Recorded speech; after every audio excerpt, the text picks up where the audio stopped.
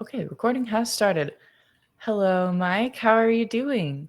I am just living the dream. How about you? I'm doing well. It's a little late, but not too late. I actually have a coffee sitting here with me. I Speaking of coffee, are you drinking coffee right now too? All day, every day. I love that. I was going to ask you a fun little question of do you have a favorite mug? Oh, not really. I don't like the little dinky mugs because then I just feel like I'm just going and getting cup after Yeah, cup after cup. I've got Yeah, like a so little tankard probably here. at least a 16 ounce or whatever. I used to say it was my TARDIS mug, the Doctor Who one, but it's so big. I almost feel like the coffee is so open. I feel like the coffee will get a little cold first before I'm done with it because I will put 30 ounces of coffee in there. Like Yeah. probably too much, But I did go get one of those little things on my desk now where it keeps it heated. So Oh, that's really nice. I've thought about getting one of those. My not the cup is kind of expensive old. mug. It's just Mhm. a hot plate, but you just have to make sure Oh, it's okay. it's a ceramic mug or else it'll melt. You That's what know? I'm kind of worried about. My mug is kind of old. My favorite one is it's literally a soup bowl shaped like a mug, Yeah. but it's my Yeah. favorite because I can put a lot of coffee in it. No, my favorite coffee mug is the one that has fresh hot coffee in it, so not very picky. I can agree with that. So, for anyone who will be watching in the future who is not already subscribed to the one and the only Mike Muad'Dib, why did you decide to start YouTube? I kind of already know the situation there. Started with podcasting. Mhm. I did. I started with podcasting. My partner wasn't really into reading books very much, so it was always just something I was like, okay, well, the podcast aside, I'll start doing these things on my own on the YouTube channel. Because I was just using the YouTube channel just kind of like for free hosting, because for podcasting, I didn't want to pay to host my podcast. Thought Yeah, that'd be the best way to do it. And it was just all of a sudden I was like, wow, I started talking about these Wheel of Time books, and I'm getting hundreds of comments. I was like, no one ever comments. I mean, you get people that would hit you on social media and be like, hey, I'm listening to the podcast. There's not really iTunes didn't really have a commenting system like YouTube does, and it was just like, huh.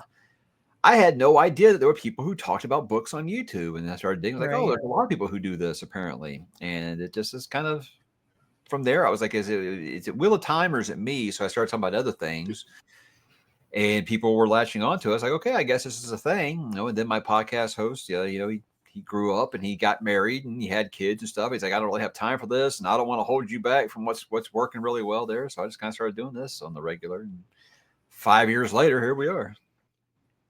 That was my next question was going to be how long you've been doing YouTube I for. guess I feel April like actually will be 6 years. Yeah. So oh, nice. Well, happy almost 6 years. That's thanks. awesome.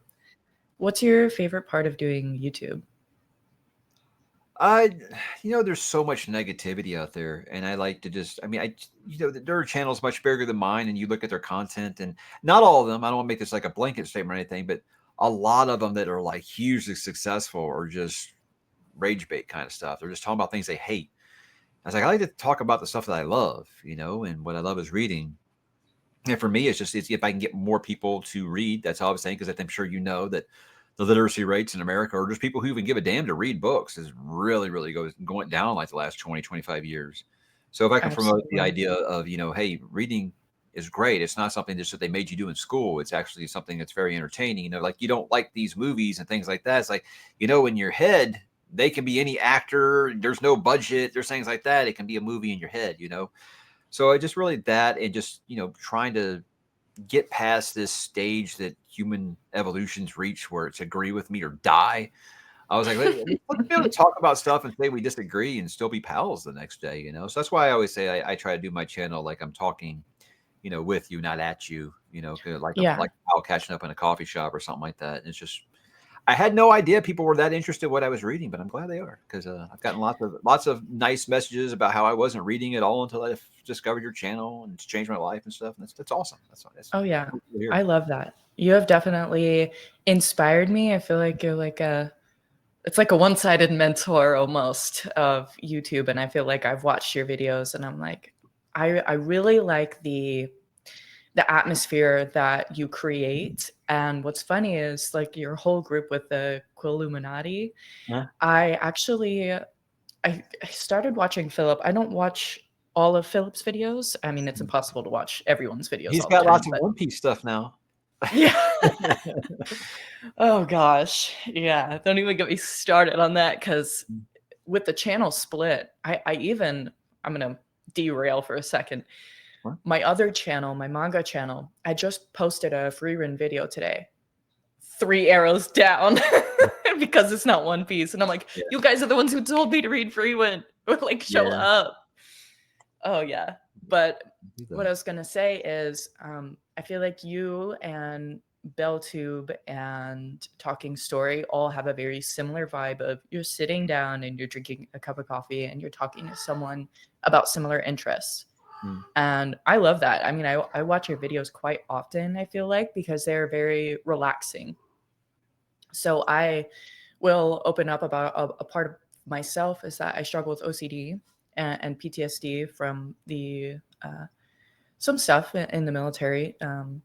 And I have a hard time kind of being by myself and with no noise in the background, you Sure. know? And so watching videos like yours that are the long form content is really helpful, honestly. Sorry, my cat's right here. Is really I helpful. was like, oh, your Um, kids yelling really loud. no, I don't have any kids yet. Very excited. Oh, okay. That's good. But yeah, so videos like yours and the long form content is very helpful to kind of like brighten up my day and not think so bad about the negative parts like you're saying, and think about like nice like fantasy books and things like that. Well, that's awesome. Thank you. I'm happy that I can provide that. That's just, I tell people that all the time when I get a message and someone say like, "Hey, you just made my 2 hour commute to work not so bad." It's like I made one person's day better, man. That's awesome. Yes, Just doing yes. doing I the best I can. surprisingly enough, now I would tell anybody to start a YouTube channel if For that's what sure. they want to do, Yeah. as long as they're not in it for the money. Yeah. 'Cause It's funny as I people think that we make so much money doing this. Like that's hilarious. no, But some no, I people mean, do. Not here. Yeah. no, I will tell you, for full transparency, with 2,000 subscribers for One Piece channel, I'm lucky if I make $8 a month, you know? So, and I tell people book money. It's to buy a couple books a month. Yeah. yeah, That's exactly. I was like, my "Okay, $8, that's half of an omnibus." habit. Literally, that's it. Yeah, so when people ask, Um, "Hey, you ever think about doing this full time?" Like, no, no, no, no. no. Yeah. Yeah, I went to school to, actually have benefits and retirement, things like that, and this wouldn't provide that. My wife would tell me, no, if I told her I was gonna do this full time. I would say I went to school to, to have retirement and benefits and, a livable wage. If I said I was going to do this full time, my wife would be like, are the divorce papers coming with it or what? Because nope, that wouldn't be happening. Yeah, no. She's like, "Well, living elsewhere is looking real good right now." Yeah. Yeah. Speaking of your wife and your kids, that actually was a kind of more of a personal question that I had for you. Sure. And watching BellTube kind of like influenced me. He's asked some great questions. I was So watching he was having talking to Leslie tonight. Some of the questions I was like, yeah. yeah, I'm glad you didn't ask me that one while I was Well, hopefully you're okay with this. Yeah, yeah. I wanted to know, like, what is your favorite part about being a father and being a husband? Oh, well, It's a first, loaded question. if there's someone, if there's someone out there who I've has seen the worst of me and I can't chase them off, obviously they're a keeper. I always used to I joke. understand that. I used to joke that got the Irish blood in me. So if I met a redhead who wasn't going to kill me, I'd marry her, and I did. At least so far, Aw. it hasn't. With kids, it's just was pretty much full transparency, pretty dysfunctional family. Mm, Parents got divorced when I was 6. Me and my brother were 6 years apart in age. We just now kind of actually talk and get along. So yeah, with me, it was just like I just want to kind of reestablish those values of 2 parents. Obviously, that'd be one thing. And the kids were clear 3 years apart, so a little closer in age. So they're very close. They're super tight yeah, and stuff. That was just something I kind of wanted to correct. But really, just that I'm always there. I tried to be. You try not to be the helicopter parent, but you also try to make sure you're staying in touch with their lives kind of thing. Just really just all the stuff I felt like I didn't get. It was just, I'm a first generation college student, just lots of cycles in my family that I've tried to fix and normalize for them Oh to the yeah. point of, this is the way that it's supposed to be. And it's that thing where you're like, yeah, you don't want to spoil your kids, but then you give them the life that you never had. You're like, I'm kind of spoiling them a little bit, but that's just being a parent. We're all rookies at this, but no, I tell people all the time, there's nothing that beats being a dad. It's awesome. I know everybody that doesn't have kids thinks that kids are like this big awful thing that they'll never want to do, and it's just like it changes your life for No. the better in every way. Trust me. So Yeah. can't get enough. I'm looking forward to having kids, and that's why I personally wanted to ask you that question, because I know that one of your favorite things in books is the coming of age Uh-huh. stories Yeah. and the dad stuff Yeah. in the books. I know that that is your favorite thing. So I was like, okay, I have to ask him because I feel like no one's asked you that before. Like, what your favorite part about Yeah, I being a mean, I'm dad glad that my is. kids aren't fighting like supernatural monsters and stuff in their coming of age. Oh But, yeah. Oh but yeah. there's some things like we'll talk about. So me and some of my friends were talking about this recently, like, oh, Christmas just doesn't feel as magical as it did back then. I was like, you don't know that. Maybe it does to them. Maybe it's because you're in your Exactly. 40s now and it doesn't feel special to you, but to them it might still seem that way. So I think Exactly. your own childhood is always going to feel nostalgic and magical to you. And while I'm as a dad, I might be looking at be like, kids probably aren't getting nothing out of this. Like me reading Percy Jackson to him, he probably doesn't care. And I'm like, people are like, "You're crazy, man. That's gonna be a core memory for him one day." He's not stop Oh thinking about yeah. that. And it's just those things you don't think while it's happening. It's like when you wish you could tell yourself in the good times that these are the good times right now, and you look back on it like, yeah, it was a good times. I should have appreciated that more. Try to make sure I'm Definitely. doing that as a dad. Yeah. That is great. That's awesome. I definitely relate in terms of coming from not such a great home life. I love my parents, um, but they're currently working towards separating right now as I'm an adult.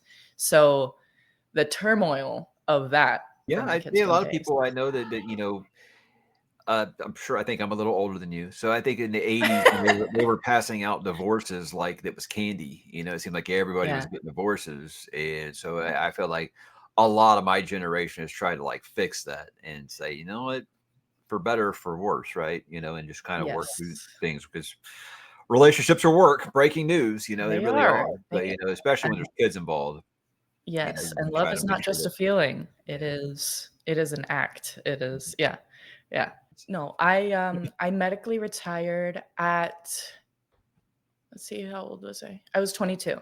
Okay. All right. So, not the plans that I had for my life necessarily. Just I can't, like, at the moment I can't physically work because of all my physical injuries, and it's not like that is apparent when you see me, and that's one of the things that I want to eventually incorporate into my channel is kind of those invisible injuries. Like I've torn both my meniscus, both my hips, I've torn my labrums, I have like tendon damage in my shoulders and my thumbs. Like I have a lot going on, and you wouldn't be able to look at me and be like, oh, like she is in pain, she's dealing with something right now. But that's what I want to eventually kind of tie into my channel, and something different that I can bring to the table for YouTube or booktube because it is so saturated now.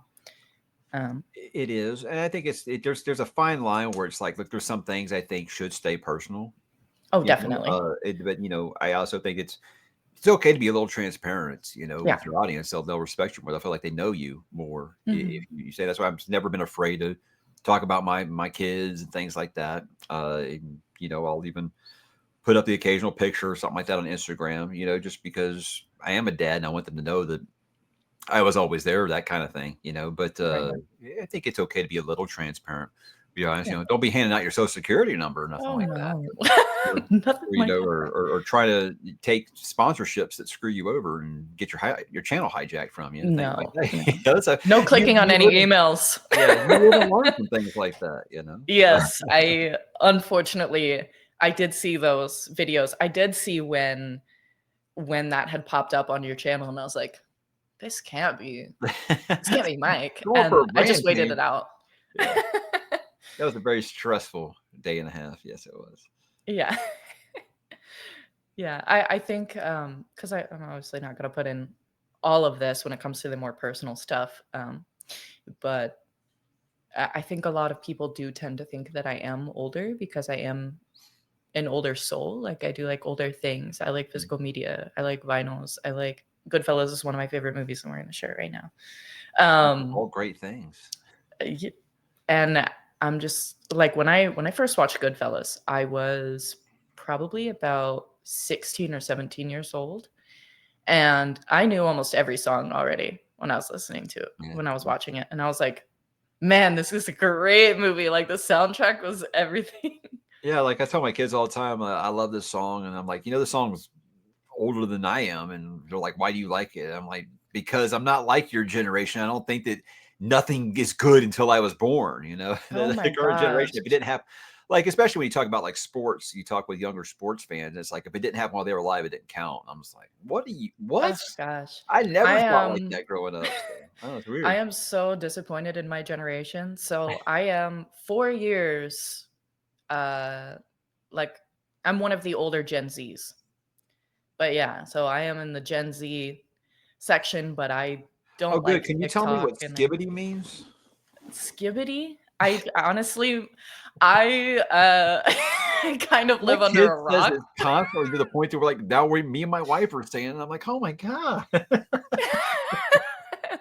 No, honestly, it is so funny because I've always gotten along with older generations. Like I've never really gotten along with people that were my same age. Sure. So yeah, when it comes to the new lingo, like when Riz first came out, I was like, what is happening? Yeah. And like the younger Marines around me were like, yeah, this. I'm like, what are you talking about? Like, That's what do you funny. mean? I'm like, I'm not constantly on the internet like my generation. I think that is so harmful. So, And it as does someone make me that's been in sad. the military, do you have this thing, and genuinely curious? Because, like, for example, if Yeah. I read a book and it's about a financial stuff, and if it isn't accurate, it drives me crazy. So, if you Yeah. read like a military thriller, would you be annoyed that this is not how it's like, or would you be able to spot that out and it would take you out of it? I think it depends because I think a lot of military fantasy is obviously going to go into war and combat, which I've never seen combat. So that is not, but when it comes to like the personalities, and for example, when you were talking about the Poppy War by R.F. Kuang, and you said you were very annoyed because of the female character like punched or slapped one of her superiors and that Yeah, made you upset. And I'm sitting here thinking, oh yeah, that wouldn't happen. Like yeah. she could go to the brig. Yes. Like Court she martial. could do Yeah. time for that or completely get kicked out for that. Like, you're For me, I kidding grew up me. watching Star Trek, and it's like, you may not like the order, but you damn it, you follow chain of command. Yeah. So, yeah, Yeah. that's a me thing, yeah. Yeah. So, I honestly, I don't know. I think a lot of when it comes to movies, it kind of just makes me cringe when I'm watching Sure. military because it's just Mm, kind of like, like movies will definitely take me out because I'm like, you're not wearing the right rank, you're not wearing your uniform right, like you're like all that kind of stuff, which you're not gonna really see in a book. So I'm not sure. I'd definitely be interested to see and kind of see what the dynamics are like and see if it's something that would take me out of it or if it's something that I'd be like, oh yeah, people do act like that or I don't know. yeah, But we yeah. watched a bunch of war movies, my dad, Vietnam veteran, so Okay. we'd watch war movies with him, and he would tell us what was accurate, what was not, and Exactly. the things that he just was like, "I'm not ready to talk about that yet," and I was like, "Okay." Yeah, so Yes. just kinda left it like Yes. that. Yes. Um Yeah, I have had some friends who have been through some things, and man, they're really great people. I respect them, and when people thank me for my service, I'm like, I didn't do anything. Like this guy next to me, like he's the one you should be thanking, not me. Sure. And then he's over there, like one of my friends who's he is severely injured, and what he says when people thank him for his services, he's like, I wish I could have done more, and I'm like, wow, Mm, that is very profound for one, powerful. but two, that is exactly how I feel as well. It definitely for him and for me, for very different reasons, was not our choice to have to leave the service, and it's definitely how I feel.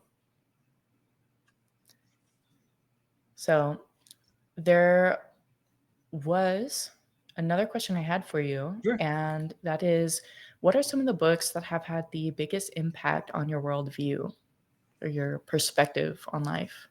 I tell people all the time that, and it's not hyperbole when I say that Dune was such a eye opening, third eye opening kind of like a worldview changing kind of book for me. Because I feel like a lot of people will say like, "Oh, I saw that movie and it changed my life," and they don't always necessarily mean it. And I've been Mhm. guilty of it too. Wow, that movie changed my life. And people have said that before, and sometimes it's true. Most of the time, it feels like it isn't. With a book like Dune, for me, it was just perfect timing. I was the same age the protagonist. I had just moved. I didn't know anybody, had zero self-esteem, no confidence whatsoever, scared of everything, and it just was one of those books that when I read it, it just made me so much but like, yes, that makes so much sense. And the big thing, and this is a sensitive topic, obviously, the big thing in there is that Frank Herbert's about do not trust, messiah figures, do not trust Mm. politicians, do not trust leaders, think for yourself, and that was just like my eye-opening event of I'm seeing everyone now that just they treat everything like it's a Jersey fan, like you're sports fan, and I'm just like Yeah. that's such a dangerous way to act, a dangerous way to think, and it Yeah. just the whole cult of personality thing just never really clicked for me because of those warnings from Frank Herbert for me. So it can sound a little pretentious sometimes to say something like that, but to me, it's just like, no, that's really how I shaped everything, the way I looked at everything from the time I was a teenager. I don't fall for all these things that a lot of other people do, and it drives people crazy because they always want to, like you kind of said, is like I feel like I know you, and they do, and because they know they watch your videos all the time, they think they know everything about you, and then they just like draw some conclusions to some things. It's like that's not true at all, Yeah. and it's just because, like I said, I will reveal some of myself, but I'm not. I don't put my every thought on video No. because I know that No. that's there's some things that should stay for yourself, Yes. and things like that are one of them. Because you talk about religion, politics, things like that, it's just going to upset somebody. Yeah. I'm here to make people happy. I'm not here to Oh, upset yeah. people. Oh, yeah.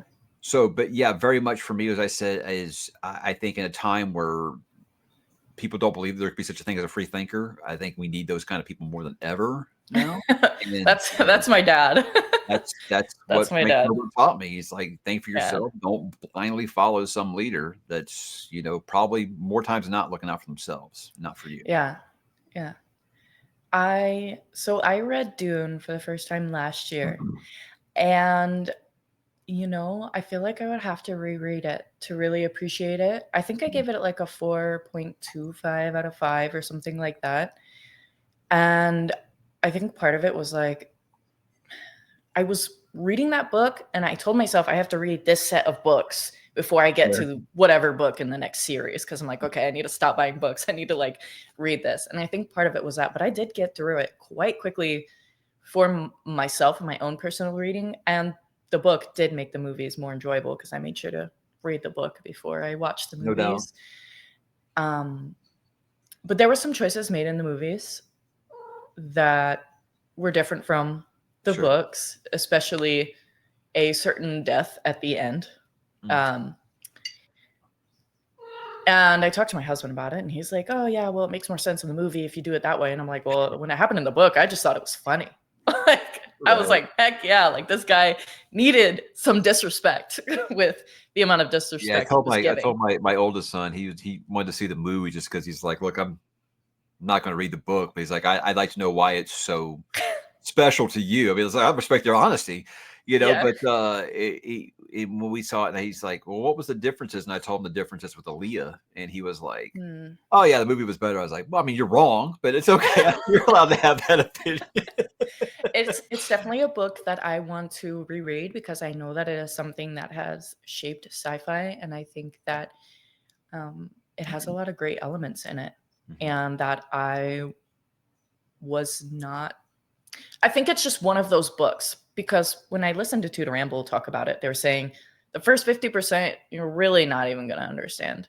The second 50% is when you really start to get And I everything. told people that it was the third time I'd read Dune that that clicked for me. Like I didn't finish it. The first time I was like, I don't know what the hell I just read. Second time I was like, this is pretentious garbage. I can't believe I'm trying this again. And then like I couldn't stop thinking about it.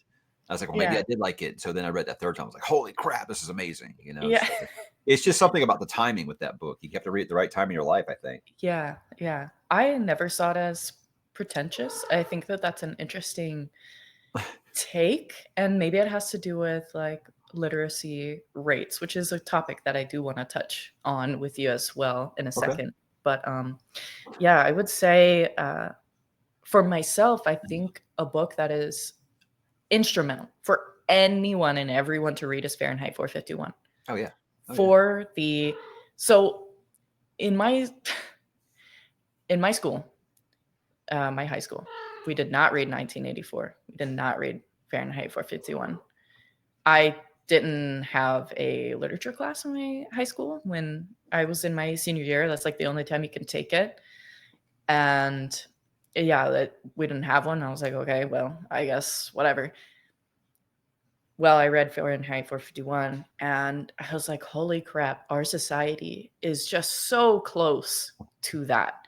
The relationships with the TV and things like that. And I'm just like, I think after I got done watching or reading that book, I didn't want to turn on my TV. I was like, that's not going to be me. I said Keep this Fahrenheit away from me. 451 and 1984, those two books that every generation can look at it and say, "Oh, that's going on right now." And every Yes. generation is like, "Yeah, but this is for really real this time." But I was like, when they started doing Yeah. this thing where, okay, we're gonna edit your digital books, we're gonna edit movies that are on digital on demand only, and things like that. I was Yeah. like, Ray Bradbury was talking about this stuff 60 years ago, I guys. know it. I Editing know it. art. First, they'll make you edit your art, and then they'll make you feel like it was your idea. And it's like, oh Right? my God. So, Yeah, it's scary. It's really scary. I am so I actually started the audiobook because I kind of want to make a video of trying out audiobooks for the first time. hope it works for you. I I know it doesn't work for you, Mm. and I think I have to listen to it at 1 or 1.25 speed, and, I have to take out every other thought in my brain and make sure I'm focusing because it's really hard. And I'm like, I mean, I "Maybe think this it's will I listen improve to so my much listening." sports radio and there's so many ads and stuff, and you just block stuff out, or I block my Yeah, I'm kids so out. used to You just doing can't really that. turn that Oh, off. okay. But when I'm reading, it's like I have no problems focusing whatsoever. But No. listening is just like and reading a bunch of fantasy books where there's a million names and Oh, locations, and so jeez. it's just like I don't. Who is this? That's how I would be whenever I was listening to the audiobook. I'd be like, who is this character? Like, oh, they've mentioned him like 48 times before this. I'm like, I completely missed that. Yeah, I have convinced my mom to start the audiobook of Malice, and she's like, "I have re-listened to chapter 1 like a million times." Yeah, there's a lot She's of like, "Who characters in are that all book. these people?" And Yeah. I'm like, "Mom, you just have to keep going because you'll get it. After a while, you'll get it. Like, it'll come to you." But speaking of reading and audiobooks and things, I did want to talk about reading speeds. So I feel like I read fairly slowly. Like I'm at the point of like one book a month. And I don't know what is going on with me, but I feel like I have tried to over focus when I'm reading. Where if I'm reading The Witcher right now. So say I'm like, oh, the moon glinted off Geralt's. I keep reading his name as Geralt, so that's also a problem. I look at his name, I'm like Geralt. No, I have to go next. If So I that's had played the also a games problem, first, I probably would have said Geralt. Yeah. Or Geralt. right? So I'm like, the moon glinted off his sword, and I'm like, okay, what does a sword look like? Okay, the moon glinting on it. And I'm like, why am I doing this when I'm Right. reading? Have you ever had that problem where you're like reading and you're Not like, quite that torturous, but I'll get frustrated. And that's why I said that when I was younger, I thought that Doom was a little bit pretentious at first because I'm like, Quisette's Haderach. What the hell are you talking about, man? And it's like prophecies and stuff. I wasn't a huge fantasy reader at that point. So the idea of okay, prophecies and stuff to me was just like mumbo jumbo. So yeah, now I look back, I'm like, oh no, this is a trendsetter. This is amazing. This is so many things copied this. At the time I felt that way, but I never really will struggle with that. But if I am like not understanding who this character is and why they're important, why does the author keep bringing this character that doesn't make any sense back up? I'll get Yeah. frustrated on that and be like, okay, maybe I need to go back a couple chapters and reread some stuff because clearly I'm missing why this is what just happened is so important, you know. So Yeah. I think I would torture myself a little bit more on that than you know what a sword looks like. I don't know. I don't know what I'm doing right now. Like, I think it's because I am on YouTube now and I'm like, okay, I really want to be able to give meaningful thoughts on these books. I'm like, okay, I have to understand everything. And Sure. I know that I really don't. And No, that's why I listen to um someone like Philip's videos, and he's so precise and technical, and I'm book just like, porn too. book good, and I'm like, I'm like, I'm terrible at this. Why do people listen to me? You know, so, I think that you do really well at hitting on how a book made you feel. hmm, hmm. And I think that The end of that the sport for is me. Yeah, I feel like that is what a lot of people come to booktube for because they're not like, "Oh, I want a whole spoiler, in-depth, whatever," but sometimes they do, and they'll go over to Captured in Words for that.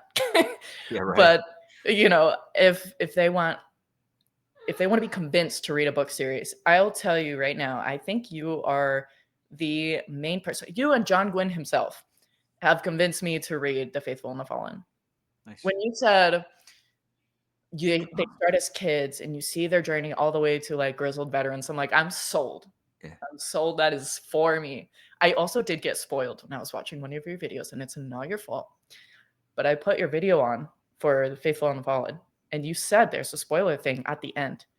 I Oh, put it on for me and my friend, and lost track of time. Her and I were talking, then I heard boop and boop die, and I'm like, "No, oh, this is daggers. so myself." Yeah, yeah. That's why I started. I had such a struggle with that when I first started because it was like people wanted me to be spoiler free Yeah, because you know they hadn't read it yet.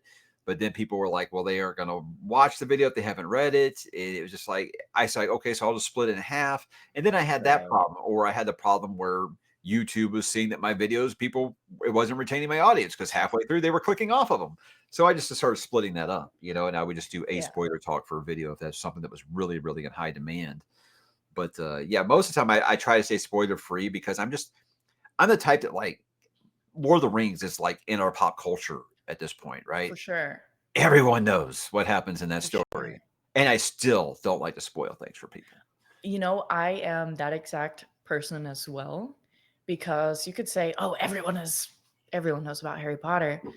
Well, I actually haven't watched the last 4 movies in, like, over 10 years, and I still have the last 3 books to read, and because I never read them, I didn't read them growing up 'cause, my attention span was probably even worse than what it is Sure. now. I opened up the first page and I'm like, "Ah, yes, the Weasleys lived on 4th Privet Drive." No. Done. Where is Sea of Monsters? Um, so yeah, I adjust Yeah, myself. I'm sitting on the my floor. oldest kid clicked a lot more with Percy Jackson than he did with Harry Potter because he was crazy about Greek mythology at the time, and I was It's a like, darn well, you shame. know, it's one of those where I think I tried a little too early because he liked the early Harry Potter books, and once it started getting really, really heavy into the school stuff, he was out, you Oh, know. I But love it. it was one of those I think if I had read them, you know, each one of them when he was the same age as the characters, it probably would have clicked a little more. But Percy Jackson, yeah, he just ate that up. He couldn't get enough of it. I read all of Percy Jackson last year, I think. And what I can say about because a lot of people like to compare Percy Jackson and Harry Potter. Sure, you can if you want, but if you look at Harry They're books for Potter, middle grade kids. But it's they're books. I think they're books for middle grade kids, but you can be any age yeah, and enjoy them. Like I thought for absolutely. sure reading Percy Jackson, I was gonna be face palming the whole time. I actually had a lot of fun with it. It was a lot of He's fun. Percy's actually really funny. Yeah, Like, it's a good series, but as far as them being like compared, I think it's a generational thing because it felt like it was the yeah, next generation's Harry Potter, so they feel like they've got to fight back and forth about which one was better. And I'm like, they're two I good hate things it. are awesome for everybody, man. I hate it because I'm like, well, Percy Jackson wouldn't be here without Harry Potter. You can see the similarities. Sure. And yeah, if you like Greek mythology a lot, you'll like Percy Jackson better, maybe. But Harry Potter, if you didn't know, is actually really good for learning languages because it starts out at a easier grade level Yeah, and yeah, then yeah. gets harder. Mhm. So I'm actually collecting them in Spanish right now because Oh, I'm wow. majoring in Spanish. So I am slowly, eventually going to work on Oh, man, reading those in I Spanish live as in well. Southwest Texas. It's a great thing to know Spanish. The thing was is I was really determined I was gonna get Rosetta Stone, I was gonna learn Spanish, and then I met my wife, and she is 100% fluent in Spanish, and I said, "I've got my 3PO now, my translator. I don't need to You've learn got it. Spanish anymore." So she's taught me the Oh, that's basics, but awesome. I definitely would not be able to hold my own without her. Yeah, my husband speaks fluent Spanish as well. So yeah, we're kind of we want Well, to be teach our kids smart, have him Spanish. teach you, don't be lazy like I was and say, "Hey, 3PO, translate this for me," you know? No, no, that's why I'm going to school for it. But I have the VA paying for it. So Oh, awesome. That's yeah, so great. That's yeah, great. Yeah, I would not be going to college without it because I am not rich by any means. my So dad had a really bad motorcycle accident when we were kids, and he was just so terrified of surgery, he never really got this leg injury taken care of, and he limped his whole life. And then finally, my brother, like, got in touch with the VA and had them pay for it, and he got it fixed, and after 30 plus years of limping, he got this hip injury fixed on the VA, and he wow. still limped because he'd been doing it his whole life. Oh yeah, So yeah, like they will take care. It was always like, are you scared of the surgery? You don't want to pay for it. I think it was a little bit of both. right. But yeah, Understandable. I've been under the knife twice now. I don't find it scary. I think the medication afterwards is the scariest part. well, I also think the Um, surgery probably came really far away from the '70s to oh, for oh the yes, 2010s. Yeah. yes, I would say I wouldn't have gotten. Now I come from a family that is very much like don't go to the doctor unless you're dying. That's But yeah, that's my now dad. since I That's that am whole taken care generation. of, That whole oh generation yes, just rub some dirt on it, and that's yeah. So both of my parents would be Gen X, and that's how they taught me. So definitely. I'm probably closer to their age than yours, probably. Yeah, yeah. We could hang out. So we could hang out. No, because they don't read. Oh, yeah. Yeah, that's the They thing, like, hate to reading. this day, everybody would always say, like, "Hey, I'll start a YouTube channel," at least my mom will watch. I was like, "My mom thinks that what I do on here is the dumbest thing ever, and that, like, no one will be interested in what books I'm reading." She still thinks it's weird. Just No, like, "Thanks for the support, mom." I have very few people in my personal life that watch this stuff. I have very few people in my life that read the same books as I do. Luckily, my husband reads some of them, but he DNF'd Lies of Locke which was one of my favorite books of last year. And I'm like, why? Yeah, my wife, she will read some fantasy, but she really went on this nonfiction, like, you remember that there was Mm. a podcast about 6, 7 years ago, got really popular, called Serial, where it was like an unsolved criminal case, and that just made her go down a rabbit hole. That's all she read for like 5 or 6 years, and it broke my heart because it was like right when I started this channel, I was like, "You're not reading Oh. any of this stuff I'm talking about." She kinda picked up some. She still only read the first law book, and that breaks my heart a little bit, but it's Oh. also that thing where, I don't want her to read Dune, because if she Yeah. reads Dune and she doesn't like it, I don't know that I would ever, look at her the same way again. That's so funny. But, sometimes it's there's some things like her favorite book's Alice in Wonderland, or Alice's Okay. Adventures in Wonderland, and I read it, The a couple Grimm's years Tales, ago, right? and I was like, "You know what? I don't want you to read Dune, because if you don't like it, I don't." And I have that a lot, like, a lot of times you're really excited that someone's gonna read something that you recommend, you're like, "Oh god, what if they don't like it?" So, Yeah. And um then you're like, what am I going to think about them? What are they going to think about me? But no, I'm definitely in the same spot as you where like I can agree to disagree all day long. That's another big thing about Gen Z that like they've lost the plot on that. Where it's like that people can have different opinions than Yeah. you. Like that's like we have free will and everything. But and I'm trying yeah, to get that with through to my kids, and it's just like they're just like they've got to the point now. I'm like, look, if someone says something you disagree, it doesn't make sense. You just shake your head like you don't understand. just Just move along. shake it They've off. gotten Yeah. really good with that. Yeah, that's good. That's good.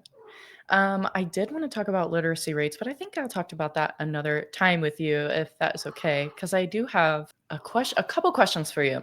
Sure. So I wanted to talk to you about horror because I know that that is a big thing that you love.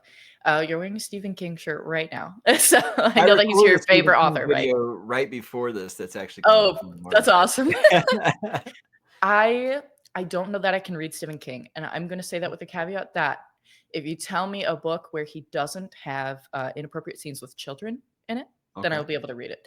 I know that he has kind of some unforgiving scenes with sure. that, and I think it's like essay with kids in it or something along those lines. It maybe an It or something. Library Policeman has something like that, and it's really Okay. messed up. And that's why I tell Yeah. people all the time. Like I try not to do the trigger warning stuff. I'm like, look, you're reading horror, expect to get triggered about something. But there are some Right. things I'm like, yeah, that's Especially being a dad. It's kind of like, "Ooh, do you really wanna be scared in that way?" I don't know. yeah. Like I say, I just read Mystic River, which isn't a Stephen King book, but it deals with a dad realizing that hey, this girl that's missing that they're investigating the news. Oh, it's my kid. And it just That's it the tears my neck. Quilluminati book, Yeah, right? yeah, Yeah, amazing book, but it was just like the yeah. first third of it was, like, super hard to read if you have kids, I think, Mm, and, so, yeah, I'll make sure that I let people know that those things, if that bothers you, you might wanna read something else. right. I wanted to ask kind of like recommendations that you have. Now, I will read Stephen King. Like, if you're like, absolutely, you should definitely read this. One, I did buy something recently. Well, my husband bought it for me. Dracula. I've never read Dracula, and I think you've talked about Dracula Uh-huh. a bit, and that you're like, Very I'm ready to talk very about this. very first, horror book I ever read, it was Oh right wow, so I after might be the in the same boat. it was and this just tells you different generations.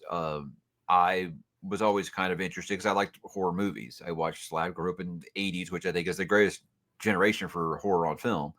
Yeah. The slasher and that time I was all about it. But I was always something like I want something a little different. I like the old Universal monster movies. So I Mm. was like, okay, well, maybe I should go and see what these were, kind of based off of. And they announced that Francis Ford Coppola was going to be making the Dracula movie. And I was okay. Well, that's awesome. They have that at the library. I'm going to check the book out. So, 11-year-old me reading that book, and it Oh was, wow. it was, very, very difficult to read. I think a book like you'll see reading now, it's as an 11-year-old, it was probably very difficult to understand. But I got the gist of it, and then I saw that movie, which was very inappropriate for my age. Love it still. In fact, I just watched Nosferatu, and I was like, all it made me want to do is watch Dracula again. But Yeah. it's a great book, but the storytelling format in there is hard for a lot of people to grasp because it's what's known as epistolary. It's just found letters, journal Mm. entries, shipping documents, things like that to kind of move the plot forward. And a lot of people are like, I just want like a straight up narrative. And it's like that's No, just that not sounds the kind pretty of story it cool. is. Yeah. Yeah. So if you can accept that, I think you'll like it Yeah. quite a bit. But you got to remember, this book was written in the 1800s. It's going to seem a little archaic because it is. People talk differently I back then.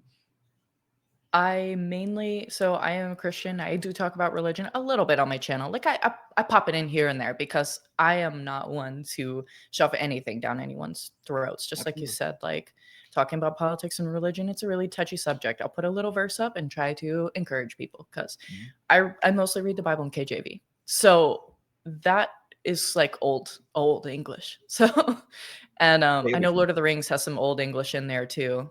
It was written 1940s.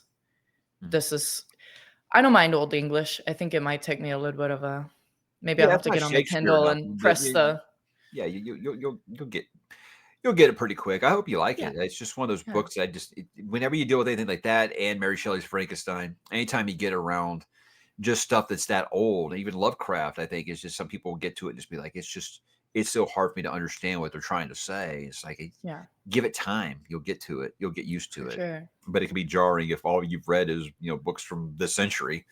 It can be Right. really, really tough to go back to it. I the first book that I read when I got back into reading was Crime and Punishment Mm. because it is one of my husband's favorite books. I thought it was boring. Never done it. That's one of those classics. That and War and Peace. I've always been like, I don't know if I'll I ever get I to that. can't I cannot tell you that I would necessarily recommend Crime and Punishment. I think if I were to reread it now, being that I've read multiple books since then, that I would have a bigger appreciation for it. But at the time, there was a character that would go on for pages that I did not like, that I did not care about. He was not important. And I'm like, stop going on with your monologue. And I'm sitting here reading all of it like, Sounds like okay. Catcher in the Rye. I have hot takes on some classes because there's lots that other people find boring, I think are wonderful. And there's some Right. I'm always kind of scared to go back and read some classics because sometimes you'll really want to be like, I don't get it. I don't get like Right. Great Gatsby. I have no idea why you guys like this book. This is not interesting to me in the least. I have no idea why this is a classic. And I that haven't just feels read it. blasphemous to say, books that have this Yeah. reputation for, multiple generations or hundreds of years. And you just who am I just to be like, this book's, not good, So Hey, if you have an a, opinion, like you're a person, you're allowed. like I just read Call the Wild like a couple years ago. And I put it I off just read forever that too. because I thought it was going to be stupid. And I loved it. It I was loved it. fantastic.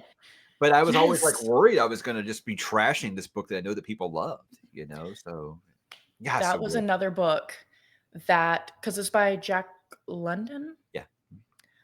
That's another book that changed my perspective. And I was like, kids should read this in high school. And I bet you there would be a lot less animal abuse Sure. in the world. No, I agree. Because seeing from that perspective and seeing this dog's life change, I mean, incredible, very moving. Yeah, I my think it kids was love the great. movie. They said next dog. I We're didn't even know there was a gonna movie. There was a movie they put out, gosh, I think it was during lockdown. That's why a lot of people didn't know about it. Okay. It's Harrison Ford I plays the old man, and Oh. it uses a CGI dog, which most hung would be like, oh, but for the most part, it was still pretty good. And Yeah. my kids really enjoyed it. Like I said, they said next dog, we're naming him Buck, so they liked it Yeah. much. So. Considering everything that happens to the dog in the movie, I would hope that they were not using a real dog. Yeah, right. So Yeah. call it morals or something. I don't know. No, it's good. Like I didn't. Everybody asked me, you didn't read The Giver in junior high? Oh my god, what happened? And I'm like, I was in I didn't high either. school when it came out, guys. Oh, I But my haven't kid read that either. he just read The Giver, and before that, they did The Outsiders, which I'm glad to see those are still on reading lists. I am because those reading lists change every year, and something I loved all of a sudden is banned. And I'm like, what? How? Why? Why is it banned? Yeah. So I would love to see Call the Wild added to reading lists. I think that'd be Oh, I great. would love that. That would be great. I know Outsiders in Florida, in a specific county that I was at, it was typical for people to read The Outsiders in 7th grade. Yeah. My class, for whatever reason, didn't get to it, and We I did had seen Where the the Red movie. Fern Grows, and I'm like, I would have rather read Yeah. The Outsiders than Where the Red Fern Grows, which has still scarred me for life. I can't even talk about that. I couldn't tell you what I read in middle school. I have no idea. I know that we read a lot of Shakespeare sophomore We year, did and I'm like, Watership Down, The Hobbit, and Where the Red Fern Grows. Those were our three. And then I did To Kill a Mockingbird freshman year of high school. So I'll always remember those. yeah. I read The Hobbit. Well, I didn't finish reading it. I was almost there. Summer before 6th grade. And then I finally fully read it 2 years ago. And I think that's amazing. Yeah. It's also got the Old English in it, but it's great. Yeah. I think that so who was it that was talking about it? I was watching a YouTuber's video and they were talking about cozy fantasy. And I was like, you know what? I would say The Lord of the Rings and The Hobbit feel like cozy fantasies, or that they have cozy elements to them, because the part that makes exactly the Hobbit, I think, is a cozy fantasy. I wouldn't call The Lord of the Rings cozy necessarily, but I would say that the reason why fantasy in the beginning is cozy is because is because the Shire, for example, you see this life that they are living pre going into their whole journey. And I think what makes it so cozy is the way it's described, all the food, all the reading, and, the smoking from the pipes and everything like that, the parties. And what makes it so bittersweet is that not all of the party can return to that when you're done. And that's what makes it so impactful. Mhm. And I think that that is where I haven't read any cozy fantasy, but I don't really think it would be for me because I'm like, well, if the whole book is cozy, will I really feel like there's a cozy element? It's just like you don't know light without darkness, kind of. I have to have some kind of conflict, some kind of Yeah, goal, something for them to overcome. For me, you can't absolutely. have real character growth without. For me, I have to have. I like it to the characters sweet and innocent at the end. I gotta know why they like this by the end. You know Right. how are they changed? And Yeah. if they're just hanging around and sipping coffee, that's great in real life. I would love to live that life. I don't really need to read Yeah. about it. Because everybody pushes me, you got to read Legends and Lattes. It's just like it's cozy fantasy. I'm like, so it's about someone running a coffee A shop. coffee shop That's in really a what place you that guys doesn't want know me to about read. coffee. Yeah. And it's like, well, I could be reading anything else right now.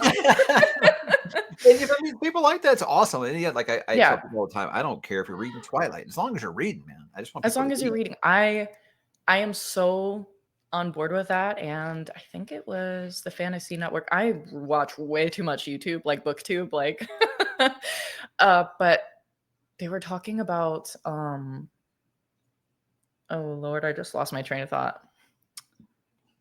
Uh I have this this is all the when time.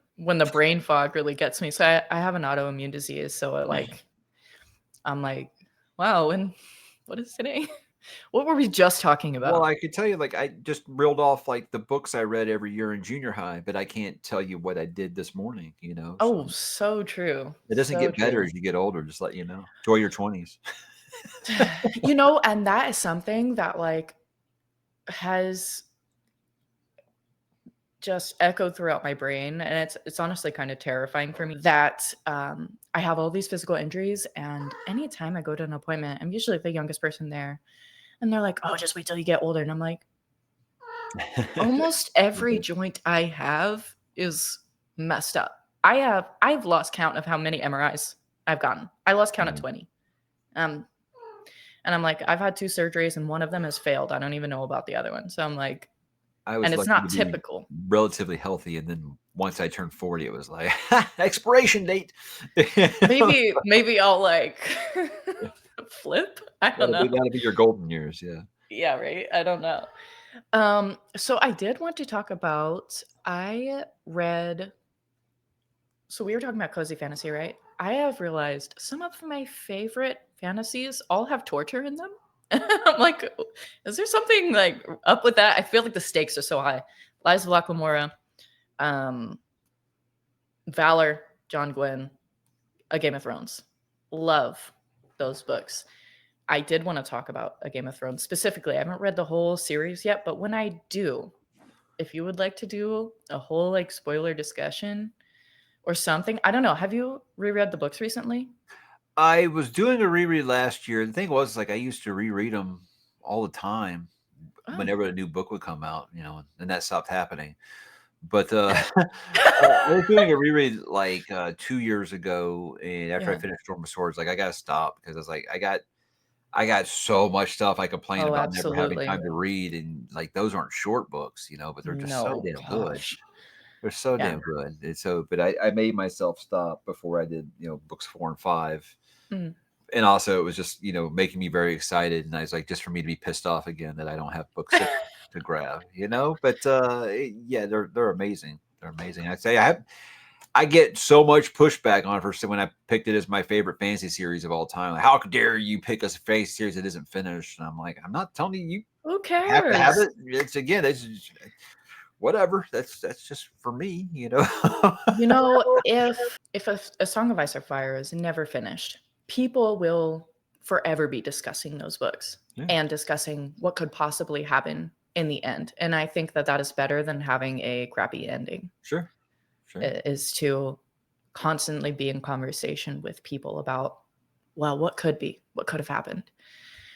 I did want to say I only have one problem with A Game of Thrones, and that is the narrator's voice and the Daenerys chapters.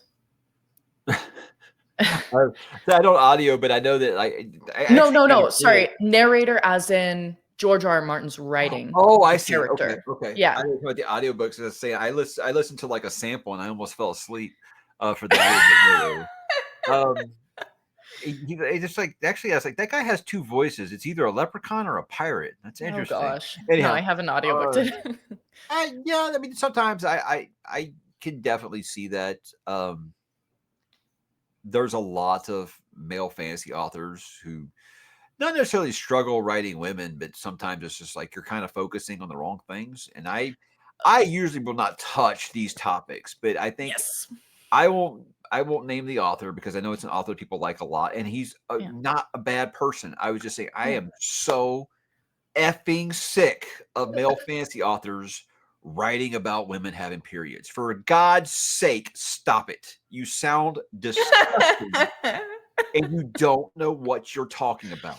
Stop it. Right, right. Yeah. Absolutely. Yeah, It drives me I crazy.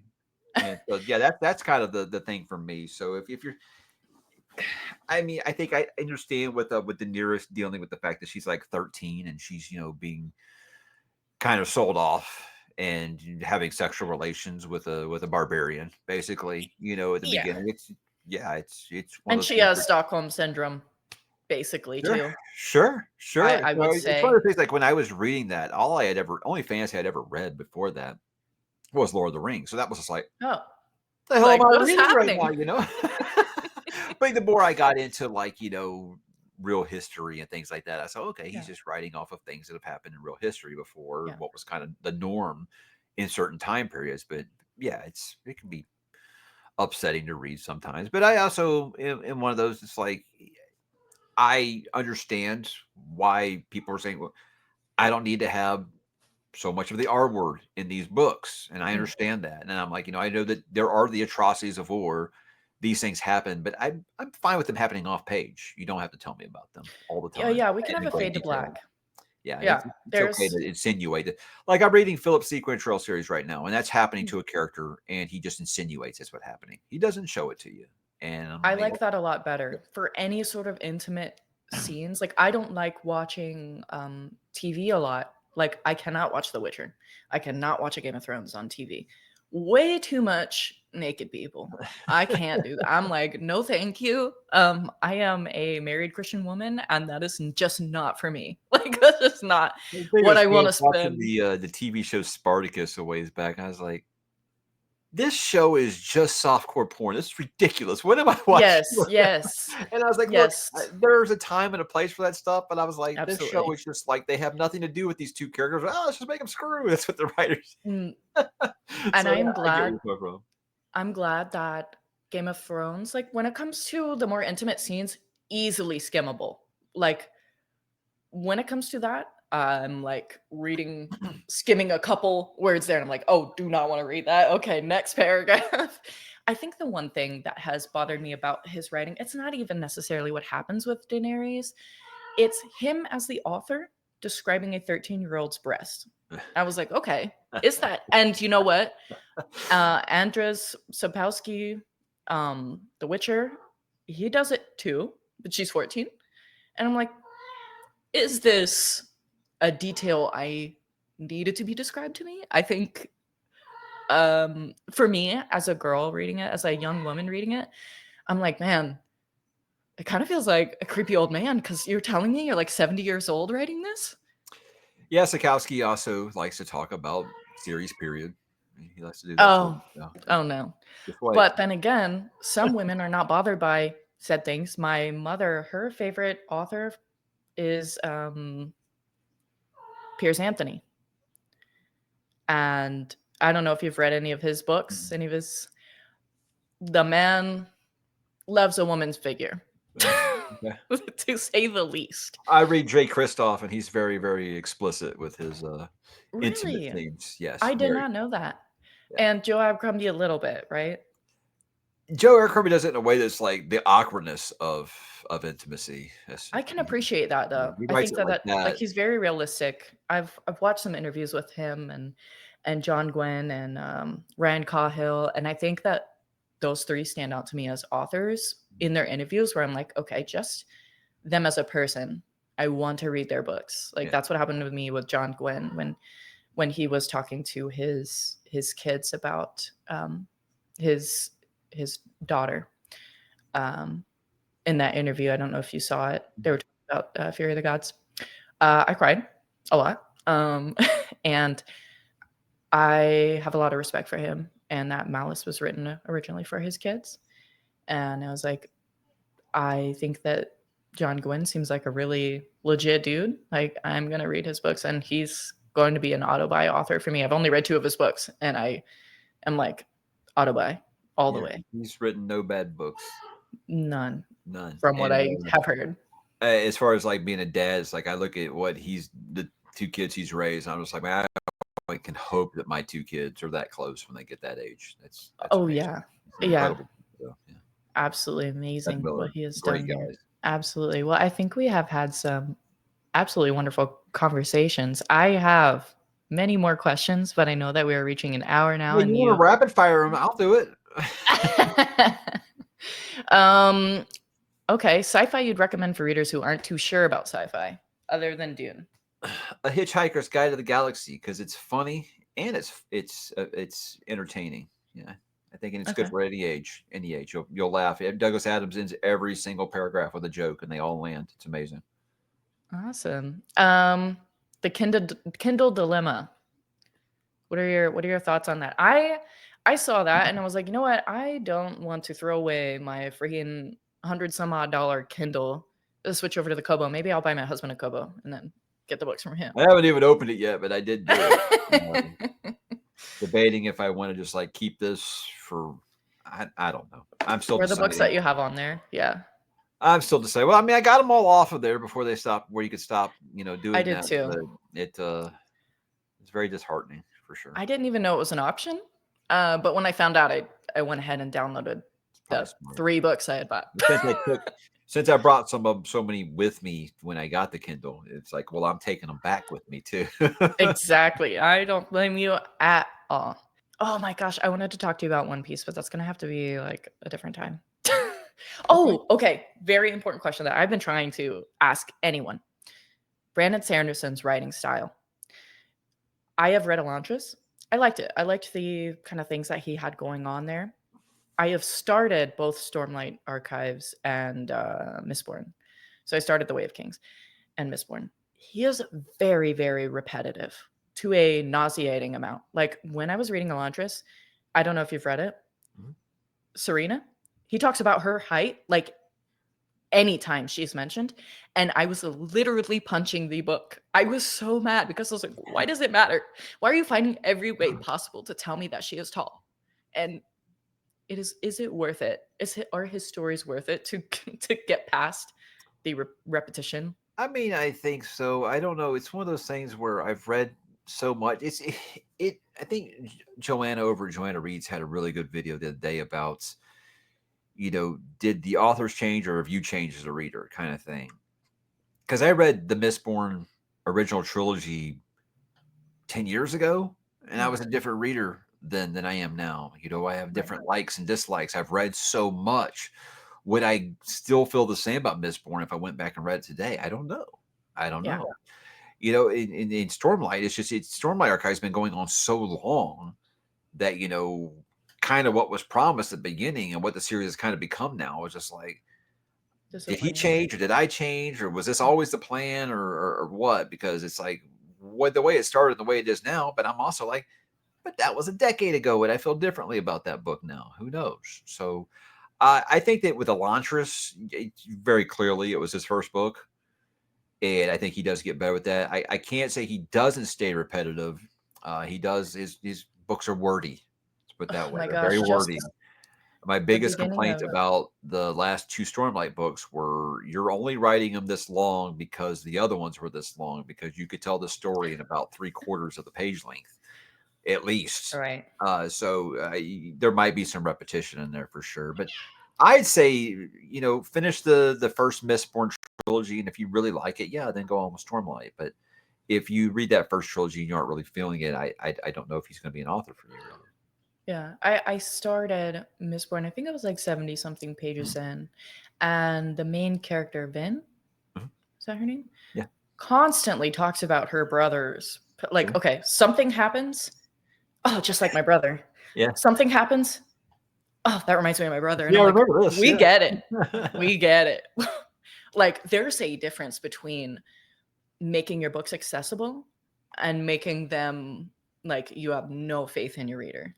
And I feel like that is kind of the vibes he was giving off as a writer, where he's like, I don't I think know they get people it. attach negative connotations to the phrase, but he's very much what I would say like the upper tier of YA fantasy. He is Yeah. very much young adult fantasy. He it's a kind of a there's a middle place between young adult and adult fantasy. He's like right in that gray area right there, I think. So it does feel like it's capturing a younger audience, which is why I think he's super popular because he's nailed that Oh yeah, demographic, and they buy a lot of books. They do. So and for sure. they make a lot of YouTube content. So I think it's very much a gateway fantasy. Like for me, it's like I didn't understand why everybody loved Name of the Wind so much, and someone explained it to me as like that was people's transition from like Harry Potter to adult fantasy for a lot of folks, and that's why that book resonated with them so Yeah. much. And I think maybe it's something like that with Brandon Sanderson too. Is a lot of first time fantasy readers really are able to get into his stuff because it is so accessible and digestible. Yeah. My gateway to fantasy was Lord of the Rings, because I Mm, loved the movies so much. mm. And as Oh it's no, not accessible. that was a long time before the movies, but yeah, I was so I happy with know. the Let's movies. not. I was Oh no. incredibly happy with the movies. Yes, The books, the books are better, of course. well, books are always better. I love them. Love them so much. Um, that's actually something that I think is important, where a lot of people say the Wheel of Time has a slog, but one of my friends was explaining it to me and he said, "Well, you kind of go off on the side and you talk about some side characters." And I was like, Yeah, "Well, Lord of the Rings does that with the Two Towers, but Merry and Pippin became two of my favorite characters because of the Two Towers, because it of the was. side stories." And I'm like, "Well, I think I haven't read The Wheel of Time. My husband just read the first book, loved it, and has been gushing about it. And I will read The Wheel of Time. And I think I will actually appreciate the slower books, I guess, because of you're really, it really, I think, is built as a living, breathing world where you're not only getting your main characters, but you're getting your side characters' stories too and what's going on there." I hope you enjoy it.